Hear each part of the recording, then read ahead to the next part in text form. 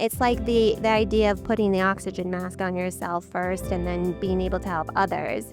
And that's, I think, leading by example in terms of being humble, admitting when I myself don't have it all together, or I'm struggling with this task, showing that it's okay to ask questions, to admit when I've failed.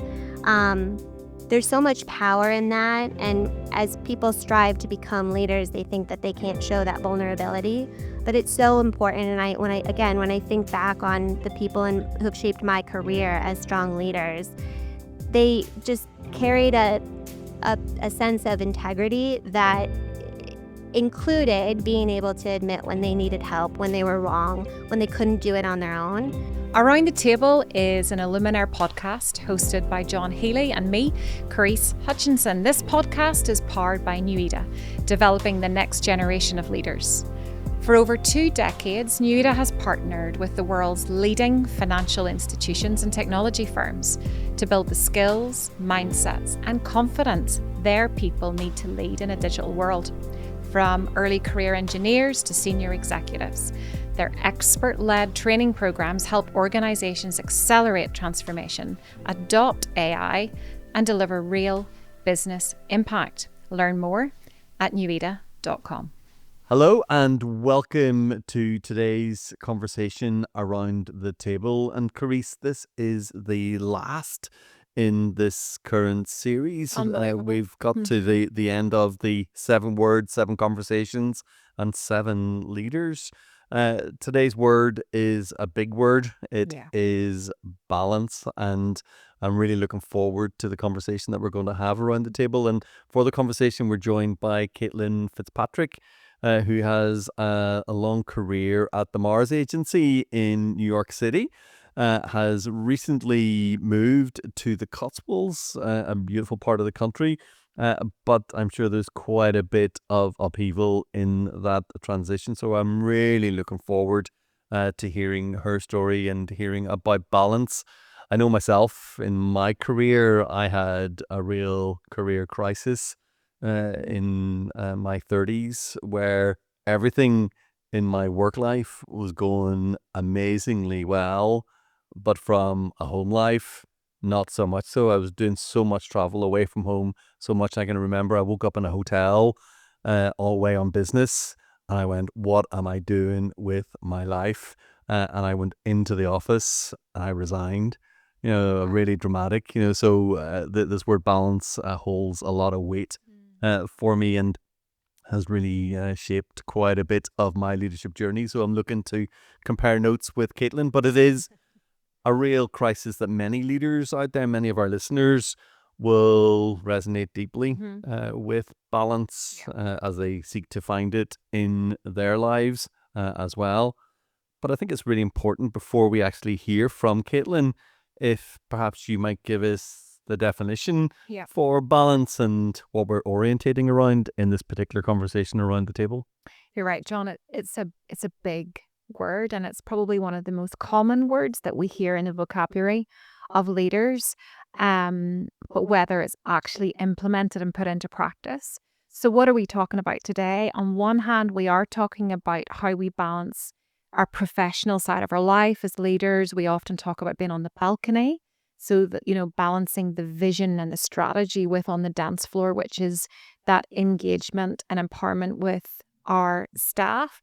But in this episode, we're actually going to take the word one step further, and we're going to talk about, as you said, John, our whole lives as leaders. And just to be really clear, I love to say what it's not first. So what are we not talking about? We are not talking about trying to do it all. Okay, that juggling act and holding all of the balls in the air, all things to all people, is probably something that we hear. Nor is it about being perfect or being some sort of hero in the balancing act.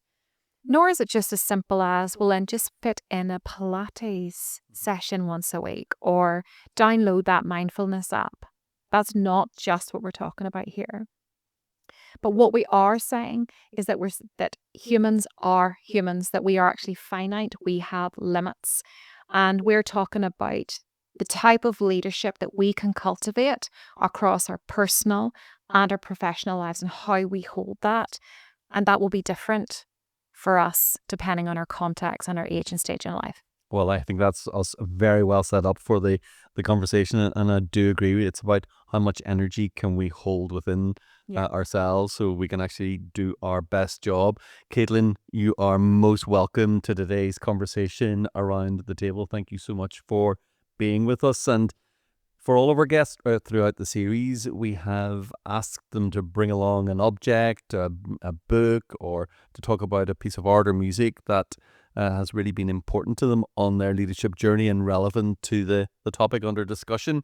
So I am very excited to hear what you have brought along around the table here today. Thank you. And let me start by saying thank you so much for having me. I'm very, very honored to be here, especially on this topic of balance, as it is very important as we look at ourselves as leaders and what that means and how we interact with the world and specifically within the workplace.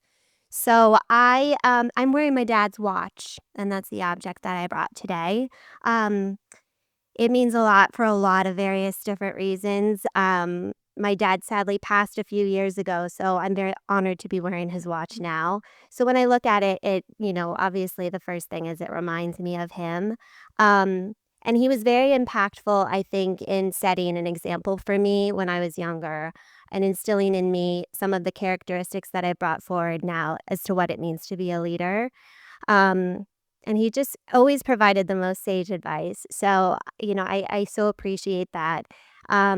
He'd tell me things as I was younger and sort of managing stress or interaction with different people, like friendships, even at a young age of like, as long as you kind of know what makes them tick and where they're coming from, like that's so important because it's kind of more than half the battle. Or, something as simple as staying above the fray and, keeping your head down and focused on the things that are important for you to get your job done and not getting caught up in some of the, the dramatics, so to speak, of interpersonal relationships. And then most significantly, definitely as a leader. And he would always say to me, the importance of a leader is somebody who really tries to build up those around them. So there's that aspect. And then there's the more probably explicit idea or symbolism of time and just the general passage of time. And when we think about balance itself, so much of it is mental and emotionally driven because, as you said, Carice, we're humans. And if we keep that kind of as the central point of thinking about how we might not necessarily achieve, but look to maintain balance in our lives, I think so much of it is staying present.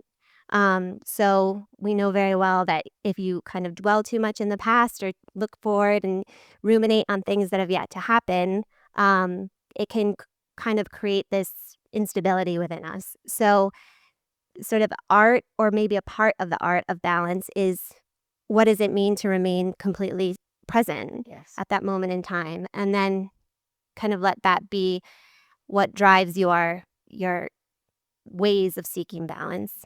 So What a beautiful object. Not only the symbolism, but the practicality of time and the impact The of time. scarcity. We're always, we might not look at our watch, but we'll look at our smartwatch or our phone. exactly. Yeah. Just so relevant. And, I do think, some of the watches, like a smartwatch, I don't wear a watch anymore. It does distract you, it does take your attention away, and you say being in the moment. Yeah. I know that whenever we talk about balance means different things for different people, Caitlin. So how would you define balance at this stage of your leadership journey and in your life? It's, gosh, there's so many ways to define it. And it's so easy, as you said, to jump to.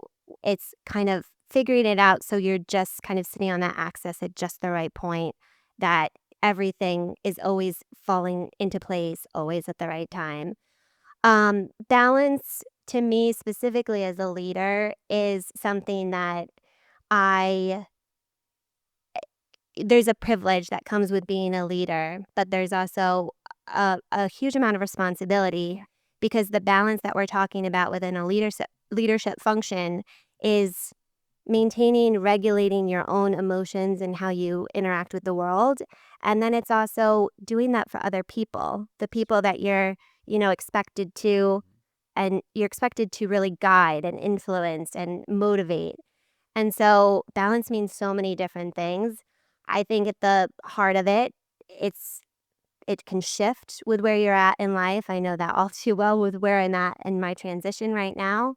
Um, but I think as a leader, we do owe it to the people who we are leading, and most importantly to ourselves, to try and look inward and concentrate on, like, what do I need to do to be the best version of myself so that I can bring forth the best version of myself within the workplace, and especially when it comes to leading a team.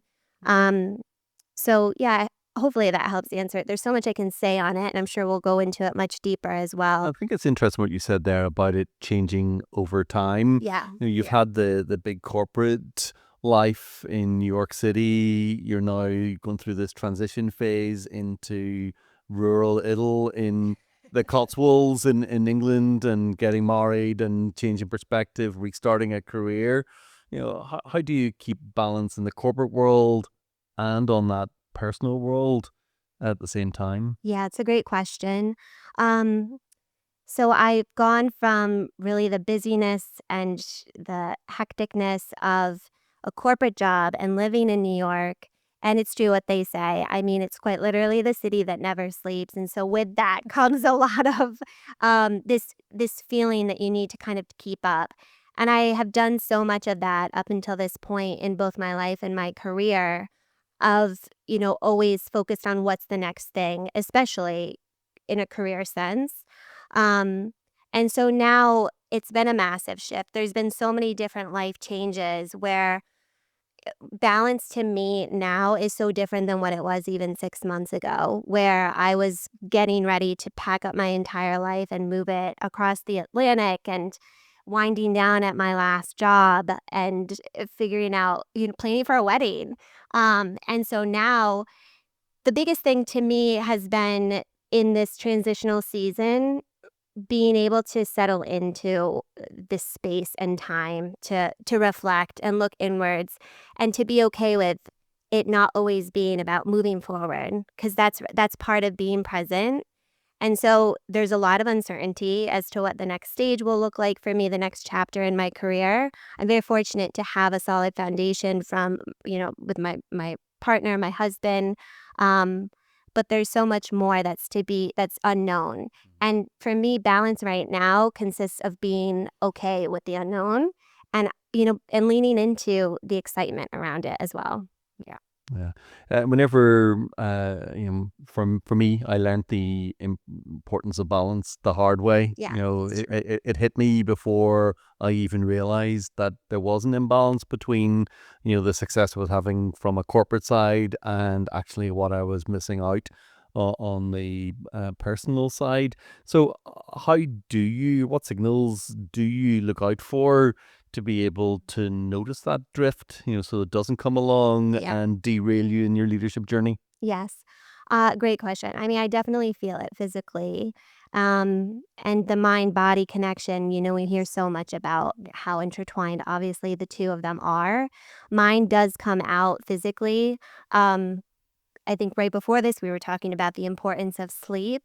And I am fortunate that I can sleep well. I can sleep during the night. But if I have a looming deadline, or if I have something that is kind of weighing on me that I know I need to get done, um, once I'm up in the morning, that's it. I cannot go back to sleep because I'll continue to think about it. And so I know then that's a trigger for me. That's my body and my mind telling me, you've got to go and attack this. And sometimes it's just a matter of starting, right? And just doing. So there's that. I also think too, if I'm being completely honest, that if I'm starting to become immediately reactive to something that's telling me, okay, we've got to take a step back and, reflect here and understand, where is this coming from? What's really motivating this reaction? Because it's kind of obvious when it's something so subtle that on any given day doesn't normally bother me. But then if I start to become overly reactive to something, that's telling me that there's something Well, a little bit I out of wanted to balance. ask about that, Yeah. because you said it was a physical thing, you could feel it, and then you talked about the reactionary element to it. Yeah. Do you have to react immediately, or do you see if things will self-correct? What should people be thinking about as that maybe they're starting to feel it? Do you need to deal with it straight off, or do you give it some time to see if it settles? I think it's definitely something that requires us, back to what I was saying before, of knowing ourselves. It's like that idea of, being reflective, because it's going to be different for everybody. For me, the way that I kind of manage that, and when I start to feel it bubbling up, I know myself well enough at this point that I am a procrastinator. If something's going to take me until the 11th hour, or if I have until the 11th hour to do something, I will oftentimes wait to do it. Part of kind of molding into a leader is recognizing, what my pros and cons are, what works for me, what doesn't. So specifically though, in those instances where I feel it starting to bubble up, I know in myself, and I've learned over time, the procrastination might not be the best approach, but it's how I get things done. I definitely work really, really well and strong under pressure. But not only that, it's my body and my mind telling me, you haven't acted yet and you need to start. Like, you need to just start, because that part of that delay is, maybe not knowing exactly how or where to start. And so that's my body kind of saying, like, I know what you're doing. You're trying to delay this as much as possible. So now you just got to sit down and you've got to just do. So that's how I combat it. There's also other things I do too, outside of it being completely work focused, which involves just me pushing my body, things like that, and taking time to pray and to meditate. So it's going to be different for everybody, but I think the first step is identifying it, as it is with anything, right? Is identifying it and then saying, okay, you know yourself well enough that if this isn't a normal reaction, or this isn't a normal physical reaction to something, then what is it behind that? And I think the important thing there is that it is different for everybody. What works for you might not necessarily work for me or work for you, Carice. As you listen to Caitlin, what does that spark up in your thoughts around some of the literature on it, or some things that leaders out there should be practicing? I think one of the things that I am reading a lot about now is around overwhelm, and that sense of, I hear the rhetoric is often, I hear it in my own voice and my own words, is like, it's the overwhelm that comes. It's not the straw that breaks the camel's back. Is that technology that's driving the overwhelm, the always onness? And there's definitely, and I'm going to talk about that in a moment, like about what while it brings great advancement and great, opportunities to be more effective and more efficient, there are serious ramifications that are for balance, and that's why it's so important now.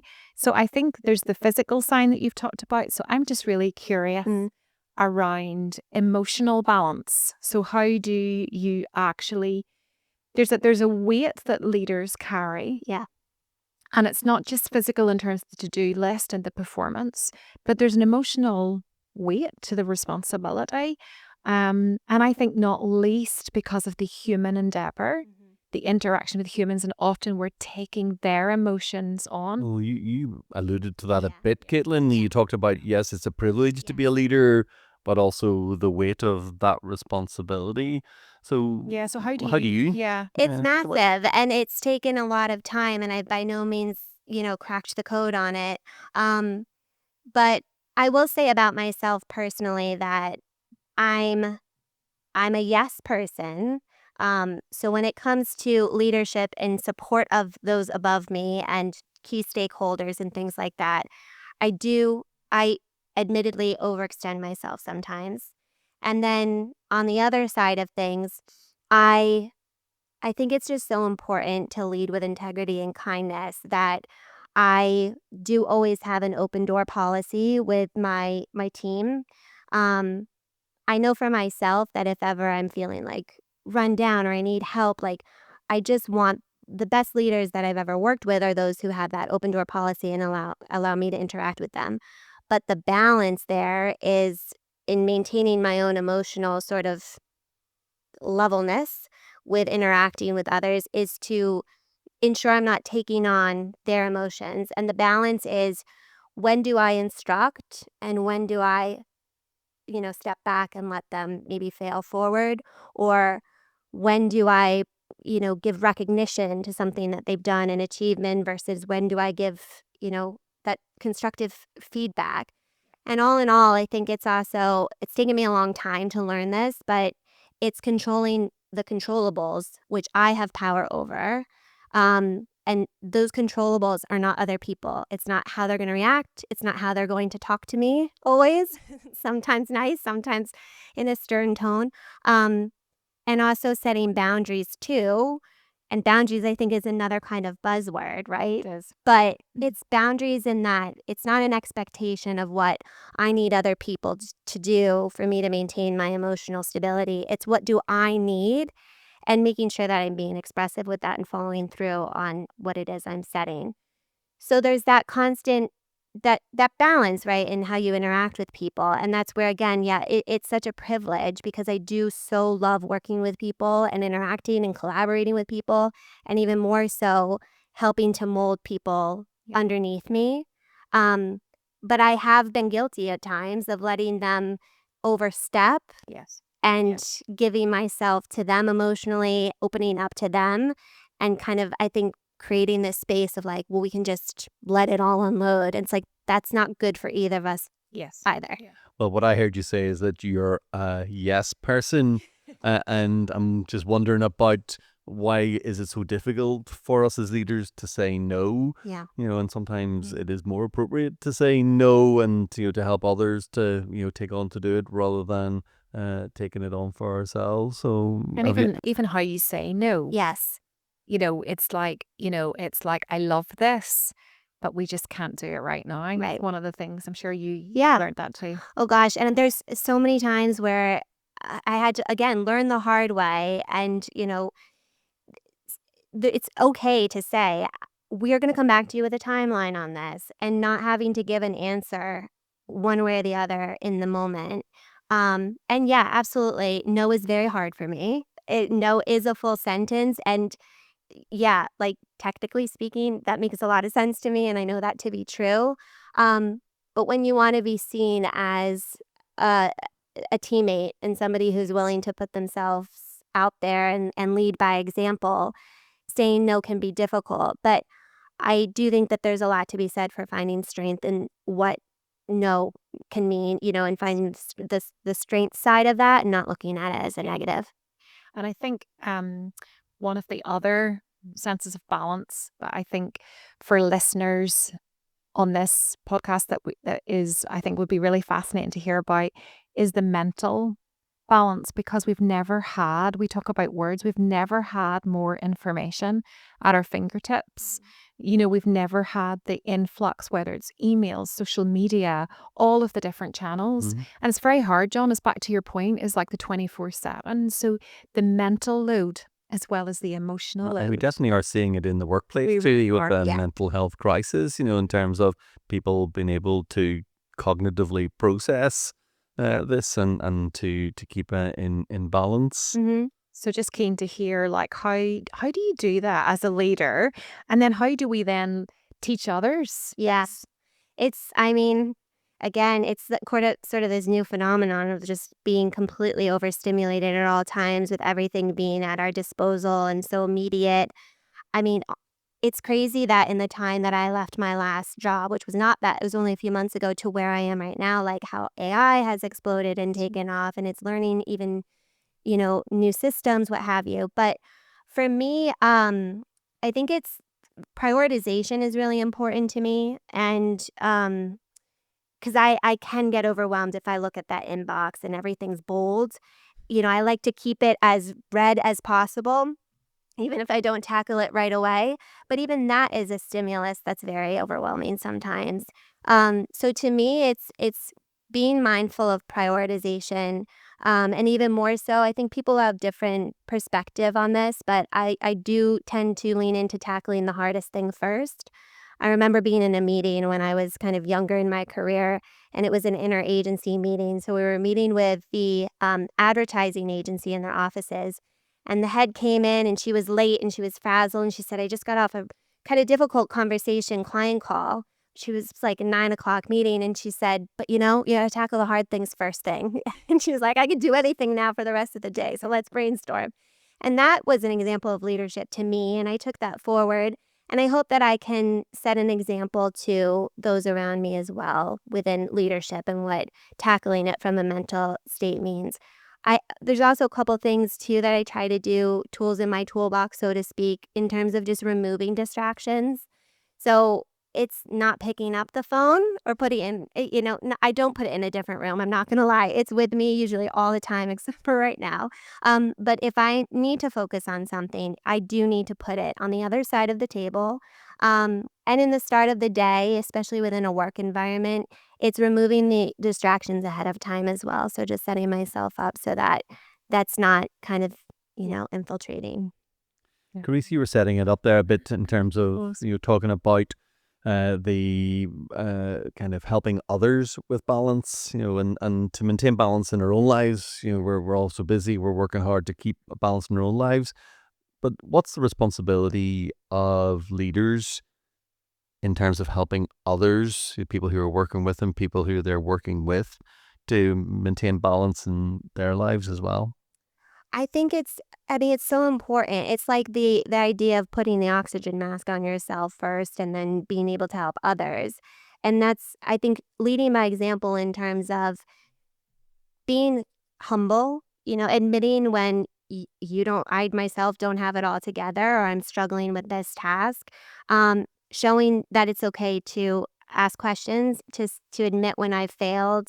Um, there's so much power in that. And as people strive to become leaders, they think that they can't show that vulnerability, but it's so important. And when I think back on the people who've shaped my career as strong leaders, they just carried a sense of integrity that included being able to admit when they needed help, when they were wrong, when they couldn't do it on their own. So I think, again, that's all part of the open door policy and being able to provide a place for my team to or my colleagues, whomever it is, to have an open conversation and know that there's so much more to us that helps propel us forward than just the assignment itself. It's like, what else is going on there, and how can we kind of lift each other up to master that? Yeah, and it really is a trap that a lot of leaders fall into in terms of thinking that they've got to fix everything and bring it onto their shoulders. Chris, your publication Illuminaire, it's all about bringing the science, the strategy, the story to the leadership conversation, and that includes the conversation we're having around the table. So we've heard from Caitlin, her experience, some of the things that she does, and that she brings into her leadership practice. But what is the literature? What's the academic side to understanding the word balance? It's a bit like the overwhelm that we have. There's a lot of research, and I've dedicated a whole volume in the publication around this very topic. So just a few headlines, I think, John, not to overwhelm leaders, but really just to make sure that we're really catching the seriousness and the importance and the significance of embracing this word. And if we say, why now? I would say, looking at the research, it is critical given the cognitive overload that we have due to all of the technology and the constant 24/7 switch on. It's very hard to switch off. So on one hand, the technology, let's be real, is providing great opportunities and advancement, but there is a serious dark side in that, and I've mentioned that. And what we're saying really is that if we do not bring in the time seriously, intentionally put aside the time where we can recover, and actually that's the space that we will get the creative insights. It's where we spot the patterns in the information and all the things we have. We've got to create time for that. And we're seeing that when we say now, this is like low grade, maybe not even low grade, chronic anxiety. There's this loneliness. There's the disconnection. And the research around this is so, in many ways, quite worrying. It's really significant. And if we then move on to what are the benefits, we're seeing that research translating into work-life balance policies now more than ever. We're seeing a lot more about mental health and well-being. So the conversations that are happening around all of the different tables in different offices are really important. But there is one thing that I think that the research is really missing. So we see the benefit of organizations and the policies are there, but the research is saying who looks out for the leader. So that is on us. That is, if you are leading an organization, it's just what Caitlin said. It's on us. It's our responsibility to set the example and to model that in a way and with integrity. Well, But- I think I heard Caitlin say that loud and clear every time of you have to, as a leader, tend to yourself first. You know, the immediato, you know, the oxygen mask in a plane, you know, and that's Research. very powerful. And the research is like, if there's one thing you could take away, the scientific evidence of this. And when you put that oxygen mask on and you set that example and you set the climate for the culture of the organization, here's what actually happens to your teams and organization. There'll be higher engagement. There'll be greater motivation. You will actually build greater levels of trust and psychological safety.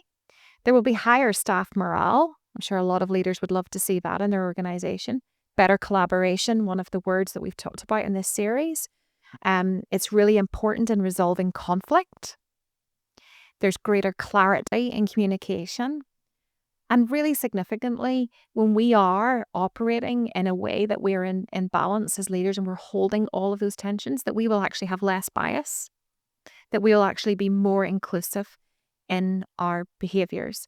But it starts with us, and there's a number of different pieces of material and research that we're going to put into the podcast. But two, I just want to finish with that are really important. And the first one is the Healthy Mind Platter that David Rock and Daniel Siegel created, a bit like having your daily 5, your fruit and veg. They talked about these 7 nutrients for optimal brain working. And it's incredible what they actually say every single day. This is what we need to make space for. We need to make space for sleep, physical activity, they call it movement, focus, connection time, play. Yes, you heard me right. Fun, downtime, and this sense of time in, really relaxing and being mindful. And this is backed up by a lot of research around the Creative Center for Leadership. And then finally, I would just like to say there's a great book on margin by Richard Swenson, and he talks about this space of intentionally creating the margin in our life for balance. It doesn't just happen, John. See the to-do list? It just seems to grow all by itself.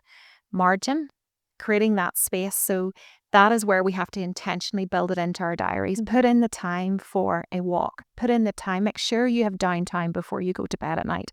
All of that. And he talks about this formula. He says power minus load equals margin. So power is the resources that we have, the things that are the good things and the things that we have to hand. And the load, that's the to-do list. And if you want to have margin, you have to do something, either increase the power that you have, and that can be, you know, your finances, or it can be your time, or else you decrease the load in the to-do list. And that is a really good place to start. Sounds like a great formula for all of us to bring balance back into our lives. I love that word, overwhelm. I don't think I've ever heard it as a noun. You know, I think that's my takeaway from today in terms of managing my overwhelm, creating time, and very poignant with the object that you brought in, Caitlin, to have that, and you know the new 7 a day for us to be thinking about in terms of our balance health. You know, it's just been an amazing conversation. But I always like to give our guest the final word, Carice, and you know we've heard some good starting points for us to be thinking about around this word balance. But if you were to give advice to somebody out there, and I'm sure there are many of our listeners who are feeling out of balance, then what would you say to them in terms of how to get back into balance and, you know, maybe stop sacrificing themselves and, you know, thinking about how they help themselves? I think it's an excellent question. Thank you for the last word. It's so simple, but it's kind of just knowing that nobody has it all figured out. And as long as you stay true to who you are, you don't have to change who you are, especially in the workplace, to try and be the version of yourself that you're aspiring to be. When it comes to maintaining balance, I'd say the same way that you aspire to be a leader is to look at those in front of you, ahead of you, who are doing it, that you think are doing it really well, who have an impact on you personally, and try and mimic that, whether it's reading the books that they're reading, or practicing the practices that they're practicing. And also remembering that they're human too. They don't have it figured out either. But yeah, I think, sometimes with respect to leaders, there's often a stereotype that they're the loudest in the room and the most bold. And while it's important to have a voice, they're not always, that edge, the competitive edge within a leader is not always sharp. It's not always sharp in a harsh sense. And it's not always the one who is the most boisterous and things like that.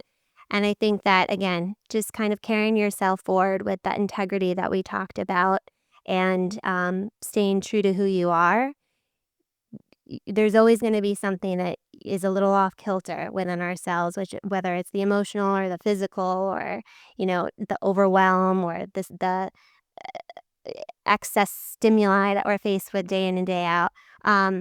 So that's always going to be there, but it's not about tackling it. It's about finding ways to lean into it and do what works for you. But nobody's got it completely down packed. Yeah, so for all of us leaders and aspiring leaders, it really does begin with us. Thank you so much for coming along today for this conversation around the table about that word balance. It has been just lovely listening to you, and for anybody who didn't actually see your object on your wrist, it is a beautiful piece with a powerful story. Yeah. Carice, thank you so much for bringing the academic rigor to the conversation around the table today. And we'll put links up to all of those reference materials that you talked about for anybody who wants to go and delve a bit deeper into this topic of balance. And I want to say thank you to all of our listeners for joining us here today. Thank you very much. Thank you. Thank you. Thank you, Caitlin. Thank you very much. Many thanks to David Glendenning, an artist from Northern Ireland who provided the soundtrack for this podcast show.